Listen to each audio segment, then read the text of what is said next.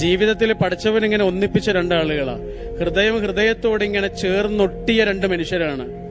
ആ മനുഷ്യർ നമ്മൾ കാരണം സങ്കടപ്പെടാൻ പാടില്ല. നമ്മുടെ അസാന്നിധ്യം കാരണം സങ്കടപ്പെടാൻ പാടില്ല.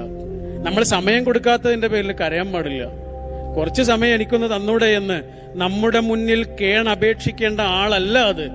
ആ മനുഷ്യൻ ചോദിക്കാതെ കൊടുക്കേണ്ടതാണത്. ഒരു മനുഷ്യന് നമുക്ക് ഈ ലോകത്ത് കൊടുക്കാവുന്ന ഏറ്റവും നല്ല സമ്മാനം എന്താണെന്നറിയോ നിങ്ങള്? നമ്മുടെ നല്ല സമയമാണ്. ചിലപ്പോ 5 മിനിറ്റ് മതിയാവുന്നേ. എത്ര മതിയാവും? ഭർത്താവ് ഗൾഫിലും ഭാര്യ നാട്ടിലും ആയിരിക്കും.